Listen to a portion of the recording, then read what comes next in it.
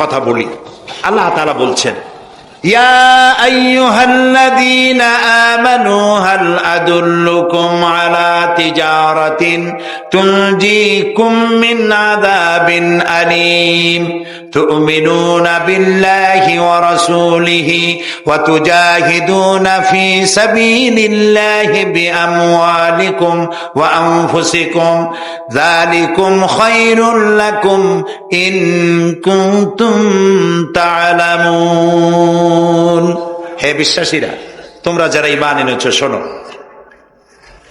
হাল আদুল্লুকুম আলা তিজারাতিন, আমি কি তোমাদেরকে এমন একটি ব্যবসার কথা বলবো না যে ব্যবসায় তোমাদেরকে জাহান্নামের কঠিন শাস্তি থেকে তোমাদেরকে রক্ষা করবে? এমন একটি ব্যবসার কথা বলবো না?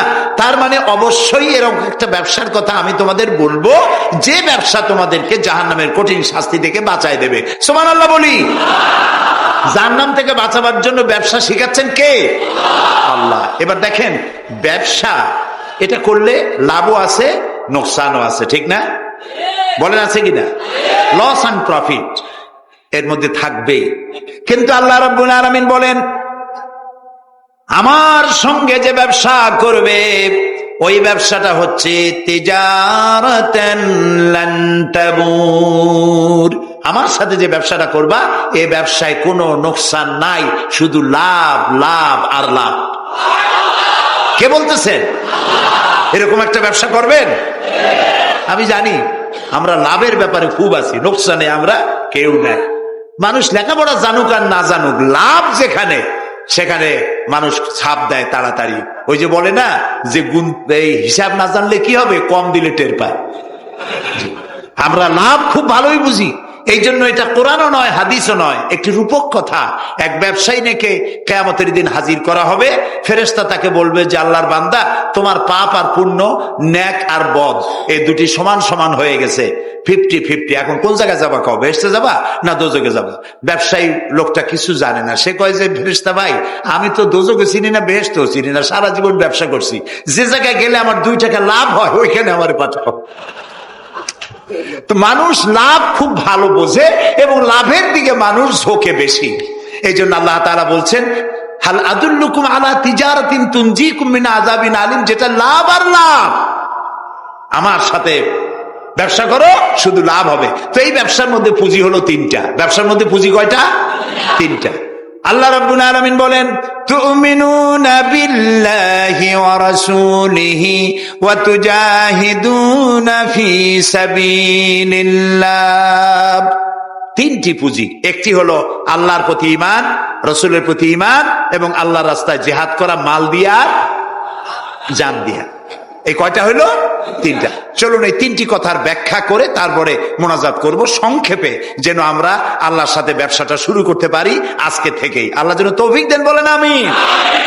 1 নম্বর হচ্ছে তুমিনুনা বিল্লাহ, আল্লাহর প্রতি বিশ্বাস, আল্লাহর প্রতি ঈমান। বলেন আল্লাহর প্রতি ঈমান। এখন আপনারা বলবেন যে এটা তো কোনো নতুন কথা হলো না, আল্লাহর প্রতি ঈমান আনছি, যদি ঈমানই না থাকতো তাহলে কি বৃষ্টির মধ্যে এই পানির মধ্যে আমরা কি বসে থাকতাম? 100% সত্য কথা। ঈমান না থাকলে কেউ আসতেন না, আর এই পানির মধ্যে ঝড়ের মধ্যে বাঁশ ভাঙ্গে মাথায় পড়তে পারে এই ঝুঁকি নিয়ে বসতেন না, ঠিক কিনা ভাই? আমরা সবাই ঈমানদার। তবে আল্লাহর উপর ঈমান আনতে হলে 4টি শর্ত লাগে। কয়টি শর্ত? 4টি শর্ত ফুলফিল করলে আল্লাহর উপরে ঈমান এনেছি বলে প্রমাণিত হবে। নইলে আল্লাহ আছে একথা নুরা পাগলাও বলছে। নুরা পাগলার বলা আর আপনার আমার বলা এটা তো এক হওয়ার কথা না, ঠিক কিনা বলে? তা আল্লাহর উপর ঈমান আনতে হলে শর্ত কয়টা?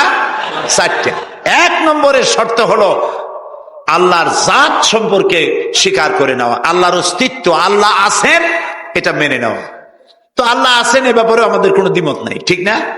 এবং কোরআনে কারীমের ছোট্ট একটি সূরায় আল্লাহ তাআলা তার নিজের জাত সম্পর্কে এভাবে বলেছেন, কুল হুয়াল্লাহু আহাদ। আমরা জানি না এই সূরা?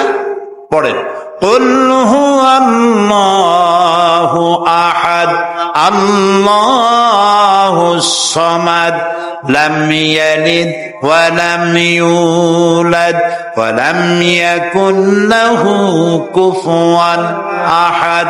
আল্লাহ তাআলা বলেন, বলো হে নবী আপনি বলুন, আল্লাহ এক এবং একক, তিনি কারো মুখাপেক্ষী নন, তিনি কাউকে জন্ম দেন নাই, তাকেও কেউ জন্ম দেয় নাই। দুনিয়া এই আকাশে এবং জমিনে তার সমকক্ষ কেউ নাই। তিনি এক, তিনি একক, তিনি ছিলেন, তিনি আছেন এবং তিনি থাকবেন। লাইসা কামিসলিহি শাইউন, তার মতো কেউ নাই। তবে প্রশ্ন ওঠে আল্লাহ আছেন কোথায়? এরকম একটা প্রশ্ন করা যেতে পারে, আল্লাহ কোথায় আছে? বলতে পারবেন কোথায় আছে? এটি নিয়ে বিভ্রান্তি আছে মানুষের মধ্যে। কেউ বলেন আল্লাহ সদা সর্বত্র বিরাজিত, সব জায়গায় তিনি আছেন। এই কথাটি সত্য নয়। আল্লাহর যদি সব জায়গায় থাকা লাগে তাহলে পৃথিবীর মধ্যে ভালো জায়গাও আছে, খারাপ জায়গাও আছে। আছে না খারাপ জায়গা? আমি সেসব জায়গার নাম নিলাম না, আপনারা বুঝে নেন। তাহলে আল্লাহ সব জায়গায় থাকলে এই কথা যদি সত্য হয় তাহলে এটি অত্যন্ত বেয়াদবিমূলক কথা, এ কথা ঠিক না। আল্লাহ আছেন কোথায়? আল্লাহ নিজেই বলছেন তিনি কোথায় আছেন। কোরআনে কারিমে রব্বুল আলামিন তিনি কোথায় আছেন একথা তিনি নিজেই বলে দিয়েছেন। আর রহমানু আলাল আরশি ইস্তাওয়া, আল্লাহ তাআলা আরশের উপরে আছেন, সুবহানাল্লাহি ওয়া বিহামদিহি। এবং প্রত্যেক রাত্রে তিনি শেষ রাত্রে প্রথম আকাশে আসেন, নবী করিম সাল্লাল্লাহু আলাইহি সাল্লাম বলেছেন। প্রিয় ভাই সব, তো আল্লাহ তাআলা সদা সর্বত্র বিরাজমান যে কথাটা বলা হয় এটা আক্ষরিক অর্থে ওরকম না, এটা ব্যাখ্যা সাপেক্ষে কথা। আল্লাহ সদা সর্বত্র সব জায়গা সম্পর্কে ওয়াকিফাল, তিনি সব জানেন, সব দেখেন। তিনি সামিউন, তিনি বাসিরুন, তিনি দেখতে পান, তিনি শুনতে পান। আপনার আমার দেখার মধ্যে কোনো বাধা, প্রাচীর, অবস্ট্রাকশন কিছু একটা থাকতেই পারে। আল্লাহর দেখার মধ্যে কোনো বাধা নাই।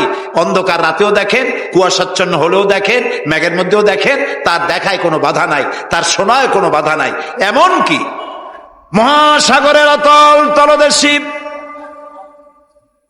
ছোট্ট পাথরের গায়ে লাগানো একটি ছোট্ট পোকা, যাকে মাইক্রোস্কোপ যন্ত্র ছাড়া দেখা যায় না, এমন ছোট্ট সূক্ষ্ম একটি পোকাও যদি, ক্ষুদ্র একটি পোকাও যদি পেটের জ্বালায় অথবা ক্ষুধার জ্বালায় চিৎকার বাড়ে, কেউ শুনতে পায় না। আরশের মালিক আল্লাহ রব্বুল আলামিন তা শুনতে পান। এ হচ্ছে আল্লাহ, তিনি সব শুনতে পান, সব দেখতে পান। তার জাত সম্পর্কে স্বীকার করে নেওয়া, মেনে নেওয়া, তিনি আছেন, তার শক্তি সহকারে তাকে মানা। আমরা যে কোনো জিনিস বিশ্বাস করি তার শক্তি সহকারে বিশ্বাস করি। বাতাসকে বিশ্বাস করি, প্রচন্ড বেগে বয়ে গেলে আমাদের মাথার উপরে যা আছে ভেঙে চুরে সব শেষ করি ভালো, এভাবে বিশ্বাস করি। পানিকে বিশ্বাস করি, সে চুবায়ে মারতে পারে, ডুবায়ে মারতে পারে। পানির চুবানো, ভিজানো এ শক্তি পানির আছে। আমরা আগুনকে বিশ্বাস করি, জ্বালিয়ে পুড়িয়ে ছাই করে দিতে পারে, এভাবে আগুনের শক্তি সহকারে বিশ্বাস করি। সাপকে বিশ্বাস করি, বাঘকে বিশ্বাস করি, দংশন করলে, থাবা মারলে কাম সারা। পয়জনকে বিশ্বাস করি, খাইলে পরে মরে যেতে পারি, শক্তি সহকারে বিশ্বাস করি, ঠিক না? এখন আল্লাহরে বিশ্বাস করি, এই কথা শুধু বললেই হবে না, আল্লাহকে বিশ্বাস করতে হবে তার গুণ সহকারে। সেই জন্য 4টি শর্তের 1 নম্বর শর্ত হলো আল্লাহর অস্তিত্বকে মানা। 2 নম্বরের শর্ত হচ্ছে আল্লাহর গুণাবলীকে স্বীকার করা, মেনে নেওয়া। আল্লাহর গুণাবলী কি? কোরআন শরীফে আল্লাহর অনেকগুলি নাম আছে। আল্লাহ এ হচ্ছে ইসমে জাত। আল্লাহ এটা কি? ইসমে জাত, আসল নাম কি? আল্লাহ। বলেন সবাই আল্লাহ। নয় কিন্তু আল্লাহ এটা অশুদ্ধ, বলার সময় মুখটা গোল হয়ে যাবে। আল্লাহ বলেন সবাই আল্লাহ। কি মধুর নাম, সুবহানাল্লাহ, সুবহানাল্লাহ। আল্লাহ নিজেই বলেছেন ওয়ালাহুল আসমাউল হুসনা, আল্লাহ রয়েছে সুন্দর সুন্দর নাম। 99টি নামের কথা কোরআনে কারিমে আল্লাহ তাআলা নিজেই বলেছেন, সুবহানাল্লাহ। এখন ওই নামগুলিকে বলা হয় সিফাতি নাম, অর্থাৎ গুণবাচক নাম। এই গুণ সহকারে তাকে স্বীকার করতে হবে। তিনি রাজ্জাক, খেতে দেওয়ার মালিক কে? আল্লাহ। তিনি রব, সৃষ্টি করেন। তিনি খালেক, তিনি স্রষ্টা। তিনি রব, তিনি প্রতিপালনকারী। তিনি রহমান, তিনি দয়ালু। তিনি রহিম, তিনি রহমান, তিনি দাতা, রহিম, তিনি দয়ালু। অর্থাৎ প্রত্যেকটা নামের এক একটা শব্দ অর্থ আছে এবং সেই অর্থ সহকারে বিশ্বাস করতে হবে তাকে। এই বিশ্বাস যদি আমরা করতে পারি তাহলে শিরক থেকে আমরা বাঁচতে পারবো। সুবহানাল্লাহ বলেন।